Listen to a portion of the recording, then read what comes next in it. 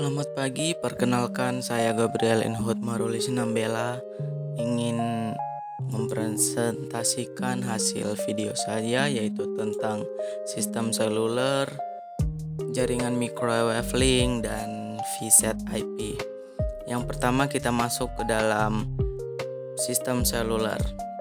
Jadi yang seperti kita lihat, definisi dari sistem seluler itu adalah suatu sistem komunikasi yang dapat memberikan layanan telekomunikasi baik data, voice, maupun video di mana akses pelanggannya dapat dilakukan dalam keadaan bergerak.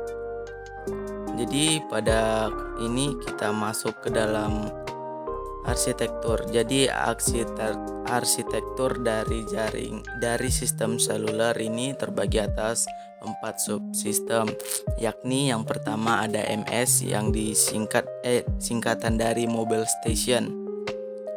Jadi MS ini adalah perangkat yang mengirim dan menerima sinyal radio. MS dapat berupa mobile handset atau personal digital assistant atau yang disingkat sebagai PDA. Yang kedua ada BSS, yaitu singkatan dari Base Station System. BSS adalah antarmuka antara MS dan MSC atau Mobile Switching Center pada sistem seluler GSM. Yang ketiga ada NSS atau singkatan dari Network Switching Subsystem. Jadi NSS ini merupakan komponen utama switching jaringan GSM. Jadi NSS ini juga terdiri dari database yang dibutuhkan untuk data pelanggan dan pengaturan mobilitas. Jadi yang terakhir di sini kita lihat adalah OSS atau singkatan dari Operation and Support System. Jadi tugas dari si OSS ini adalah memonitor operasionalnya jaringan dalam sistem serta melakukan fungsi konfigurasi remote atau sebagai pusat pengendalian dan maintenance perangkat network element GSM yang terhubung dengannya.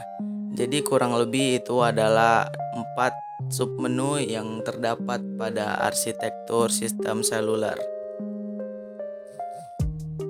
Selanjutnya di sini ada tentang badan standarisasi. Jadi badan standarisasi ini terbagi atas 4 menu, yaitu ada internasional atau PBB, yang kedua ada regional, yang ketiga ada domestik, dan yang terakhir ada pada perusahaan. Jadi yang termasuk dalam internasional atau yang disebut PBB itu adalah ITU, CCITT, CCIR, IEEE atau Institute of Electrical and Electronic Engineering. Yang kedua ada regional. Jadi yang termasuk ke dalam regional ini ada ETSI, PASC, ACCSQ. Yang ketiga ada domestik. Jadi badan standarisasi yang masuk ke dalam domestik ada USITA dan BSN. Yang terakhir badan standarisasi pada perusahaan ini cuma terdiri atas 2, yakni ada Telkom dan Bell System. Jadi kurang lebih itu adalah materi dari sistem seluler yang sudah saya rangkum menurut hasil penelusuran saya. Baik, selanjutnya kita masuk ke dalam materi berikutnya, yaitu mengenai microwave link.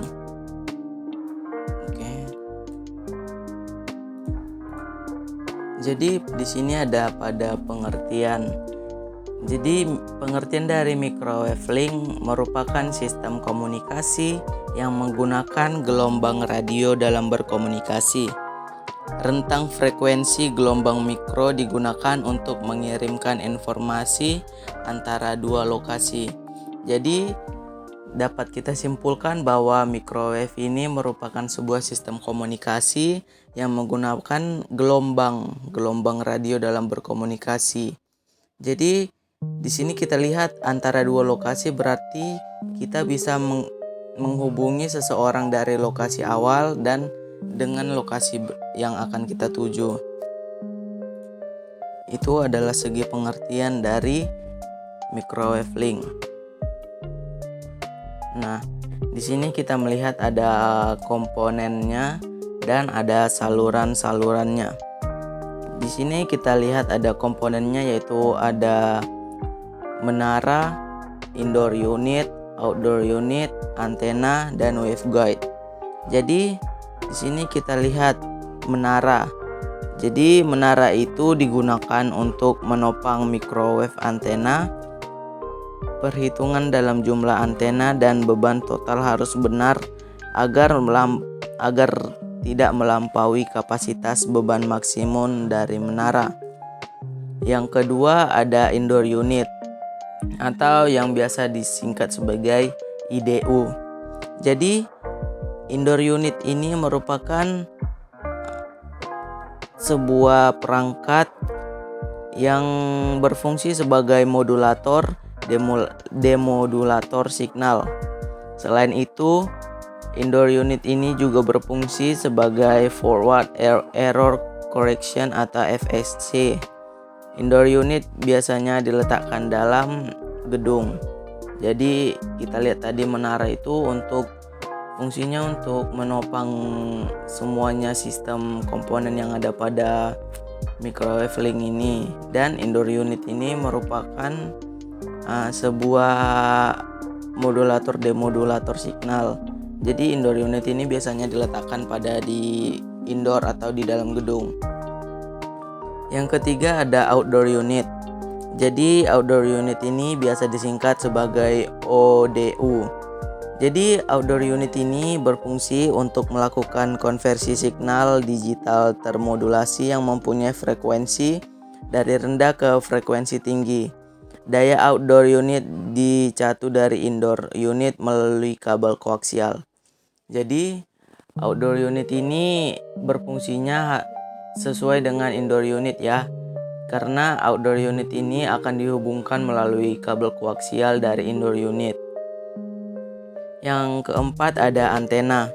Jadi antena ini berguna untuk mentransfer energi elektromagnetik dari ruang bebas ke saluran transmisi dan sebaliknya. Jadi antena ini berfungsinya untuk memancarkan, bisa dibilang untuk memancarkan atau untuk mentransfer energi elektromagnetik. Yang terakhir ada waveguide. Jadi waveguide ini berguna untuk meminimalisir redaman atau meminimalisir terjadinya loss. Jadi itu adalah fungsi dari waveguide.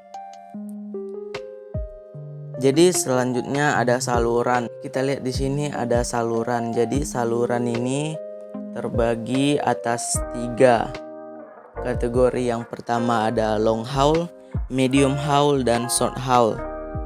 Yang pertama ada long haul. Jadi long haul ini memiliki frekuensi kerja 2 hingga 10 GHz. Dan pada kondisi iklim dan frekuensi yang normal dapat menempuh hingga rentang 45 km hingga 80 km. Frekuensi yang dipergunakan yaitu 2, 7, dan 10 GHz. Jadi bisa disimpulkan bahwa long haul ini kinerjanya bisa hingga jauh ya, bisa dibilang rentang jauh lah, dari 45 km hingga 80 km. Yang kedua ada medium haul. Jadi medium haul ini memiliki frekuensi kerja 11 hingga 20 GHz. Panjang hop antara 40 km dan 20 km. Frekuensi yang dipergunakan adalah 13, 15, dan 18 GHz.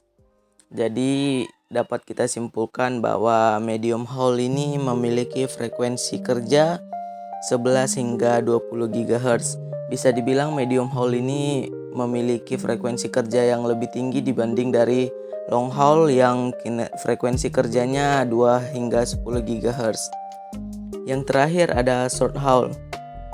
Short haul ini menjangkau jarak paling pendek. Ya, namanya juga udah duluan diawali dengan kata short. Jadi Short haul ini menjangkau jarak paling pendek dan bekerja pada jangkauan frekuensi tinggi, yakni di 23 hingga 58 GHz. Frekuensi yang digunakan adalah 23, 26, 27, 38, 55, dan 58 GHz. Jadi seperti yang kita lihat tadi, long haul jangkauannya bisa jauh hingga 80 km, tetapi frekuensi kerjanya masih tergolong cukup rendah, yaitu di 2 hingga 10 GHz. Sedangkan medium haul yang memiliki frekuensi yang lebih tinggi daripada long haul. Jadi medium haul ini memiliki frekuensi normal yang dapat menempuh hingga 20 km. Yang terakhir ada short haul. Jadi short haul ini yang kita dapat simpulkan adalah jangkauannya pendek tetapi memiliki frekuensi tinggi hingga 58 GHz. Jadi di long haul ini memiliki kelebihan yaitu jaraknya yang cukup luas, dan tetapi dia juga memiliki kekurangan yaitu frekuensinya masih tergolong rendah. Dan sedangkan short haul ini dia frekuensinya sudah tinggi tetapi kekurangannya hanya di cakupan frekuensinya, yaitu hanya memiliki jarak yang pendek. Jadi itu adalah penjelasan dari komponen serta saluran dari microwave link. Jadi di sini selanjutnya ada materi tentang VSAT IP.